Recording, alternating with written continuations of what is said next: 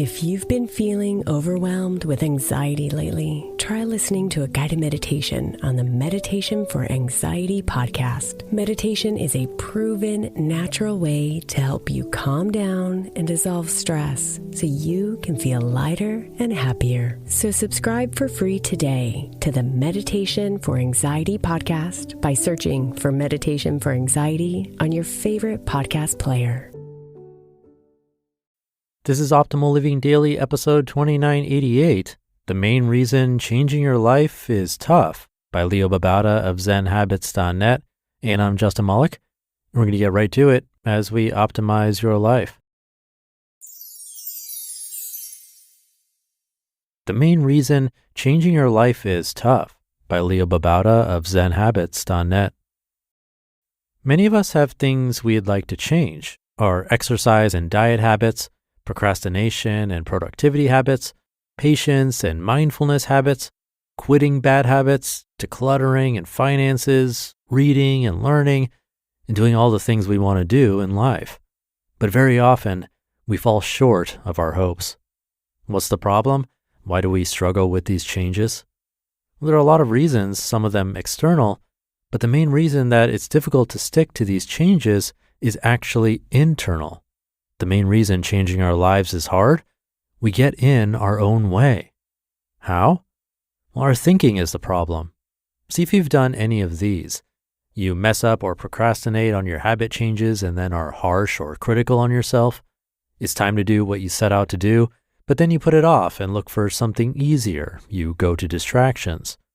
You're doing something uncomfortable, but then look for a way out and tell yourself you can't do it. When you're doing something hard, you stress out about it, setting unreasonable expectations and agonizing about whether you can do it. You fantasize about how this will turn out when you meet your goal, but then worry and stress out about whether you will hit that goal. You feel bad about yourself, doubt yourself, beat yourself up, and this prevents you from even taking action. I think most of us have done these at some time or another, often without even being aware of it. We get in our own way and make things more difficult than they already are.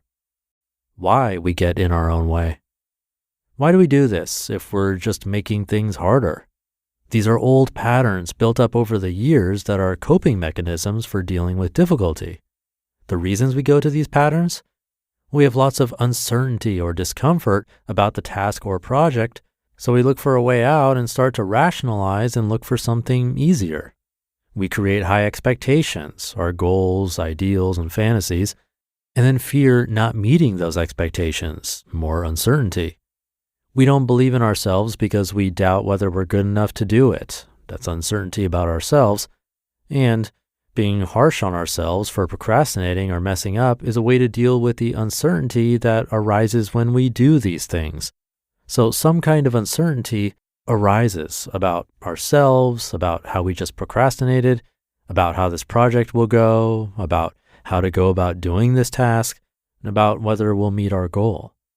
Then we react to this uncomfortable feeling of uncertainty by being reactive, by being critical of ourselves, stressing out about it, procrastinating and seeking distraction, or rationalizing why we should quit. These are old patterns, how we cope with the discomfort of uncertainty. It doesn't feel good to take these actions, but it's a natural reaction to the scary feelings of uncertainty. There's more comfort and certainty in our distractions, running away, self-criticism, harshness, and stories about not being able to do this. The discomfort of uncertainty is what we want to get away from. We get in our own way by trying to get away from feelings of uncertainty, getting out of our own way. So how do we stop getting in our own way? By getting out of our way.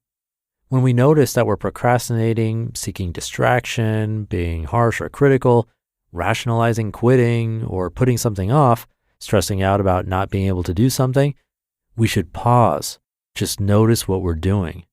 Then think about how we're just making things harder. We can make things more effortless by not reacting to the uncertainty. Instead, notice the feeling of uncertainty in your body. See that it's there and that you want to get away from it or get control of it. Stay with it and see that it's just a feeling, nothing to panic about. In fact, by practicing the mindfulness of staying with discomfort and uncertainty, we can learn to be comfortable with uncertainty. As we do this, we can just turn our back to the task and act. Just simply be with the task and just take action. Just do. If we're procrastinating with a writing task, we can just stop running and instead allow ourselves to feel the uncertainty. Then just start writing without worrying about running from uncertainty. If we're beating ourselves up because we haven't done a good job sticking to a plan, we can notice that we're being harsh and instead allow ourselves to feel the uncertainty about ourselves. Then just start again on the plan, letting go of what happened and starting afresh without stress. If we're stressing out about not meeting a goal or expectation, we can notice that we have uncertainty about this goal and just stay with it. Then just take action on the goal without worrying about the expectation. Notice the uncertainty and our desire to run. Stay with it and don't run. Then act with gratitude and a smile. We don't have to get in our way. Things can be no big deal. You just listened to the post titled, "The Main Reason Changing Your Life is Tough" by Leo Babauta of ZenHabits.net. Big thanks to Leo. If you heard this one and thought to yourself, easier said than done, I hear you. I don't think this is a quick fix. And pretty much everything we talk about here isn't a quick fix. It takes a lot of reminders, thought, practice, and so on. Also why this podcast is daily and going on for years now. I think the main message here is mindfulness and awareness. First, being aware that we're getting in our own way, and most importantly, being able to catch it when it's happening in the moment. And then his recommendation after that is to truly notice the feelings and sit with it. Contemplate it before jumping on to the next task. It's really a meditative exercise, becoming aware, noticing, and letting go over and over again. Which, if you've listened to this show for a while now, you know I find that helpful and do recommend this sort of practice. But if you're struggling with this, I'd say take it one step at a time. Work on that awareness first, which I do think gets better if you're listening to this show daily. The more you can be aware of that brief moment of discomfort or distraction arising, the better. So be on the lookout today. Have a great rest of your day. Thank you for being here and listening and for following or subscribing to the show. And I'll be back tomorrow where your optimal life awaits.